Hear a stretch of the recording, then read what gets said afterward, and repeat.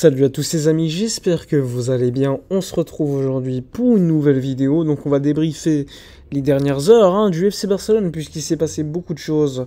Alors hier je vous avais annoncé en vidéo l'arrivée d'Ilkay Gundogan pour le FC Barcelone, libre de tout contrat en provenance de Manchester City.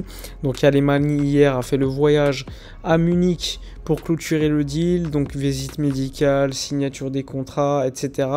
Et désormais c'est les vacances pour Gundogan, et donc sa présentation sera postérieurement aux vacances, juste avant le début de cette pré-saison américaine, donc attendue aux alentours du 10 juillet pour l'arrivée de Gundogan, la présentation officielle en tout cas, mais l'officialisation arrivera bien avant, puisque le Barça n'a pas encore prévu d'officialiser le transfert avant que Gundogan communique tout d'abord à Manchester City et aux supporters surtout qu'il quittera le club anglais pour jouer tout simplement à Barcelone. Donc c'était important pour Gundogan de pouvoir l'annoncer lui-même aux supporters via ses réseaux sociaux avant que le Barça annonce le transfert de manière officielle et publiquement.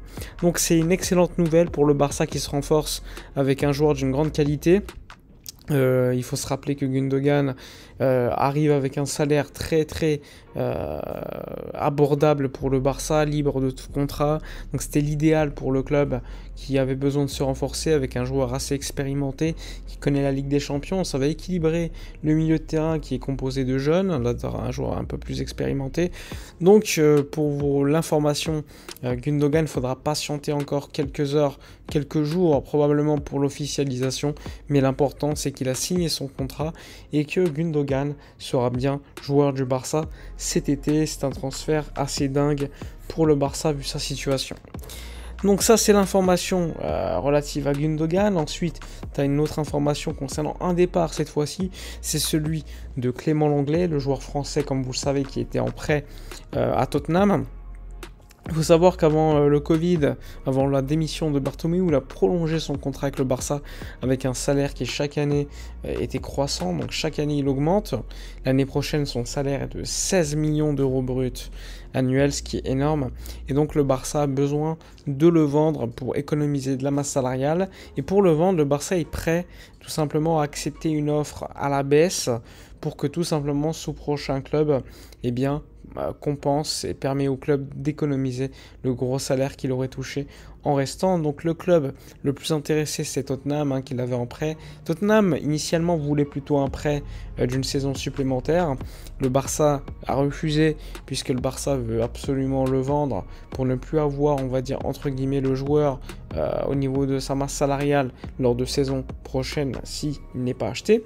Et donc le Barça veut absolument le vendre cet été. L'offre attendue effectuée par Tottenham serait de 5 millions d'euros, donc c'est très peu.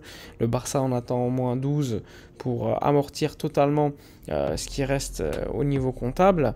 Le Barça est néanmoins prêt à accepter parce que le salaire est tellement dingue que ça permettra au Barça d'être gagnant dans l'affaire vu le salaire de 16 millions d'euros bruts économisés par le club. Donc ça concerne Clément Lenglet, donc les prochaines heures vont être capitales.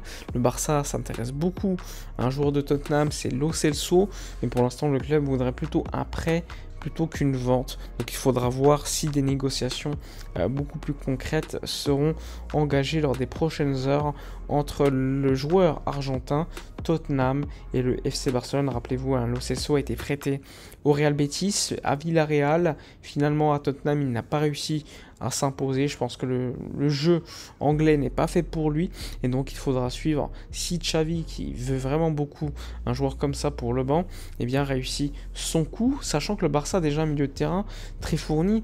Pedri, Gavi, De Jong, Gundogan, le numéro 6 qui pourrait arriver, sans oublier des joueurs comme Kessié qui ne sont pas encore partis, pas l'oublier, Nico Gonzalez qui va être de retour de prêt, etc. Donc là aussi, il faudra faire quand même une belle gestion. D'ailleurs, Alemany, en rentrant de son voyage qui était en Allemagne pour Gundogan, il s'est exprimé, il a dit le mercato il vient juste de commencer, donc calmez-vous.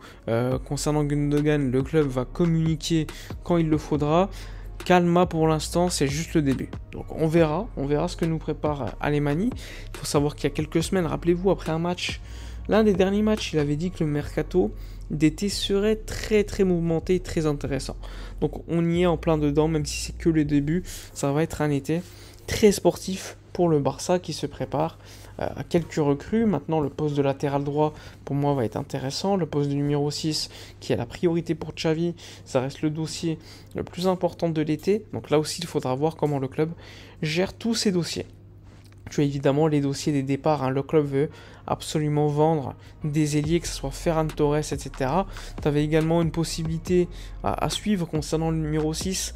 Est-ce que Guimarães pourrait sortir de Newcastle vu que le Newcastle a acheté Tonali? Je sais pas, franchement ça m'étonnerait. Je pense qu'ils vont plutôt viser un double pivot avec Tonali s'il signe à Newcastle. Ou peut-être est-ce que Newcastle, sachant que Guimarães pourrait partir, eh bien c'est préparé avec Tonali. Donc là aussi il faudra suivre si c'est une possibilité ou non, sachant que dans le deal, les rumeurs évoquaient 30 millions d'euros plus Guimarães pour Rafinha, ce qui reste plutôt étonnant. Donc on va rester très calme par rapport à ces rumeurs et les mettre de côté pour l'instant.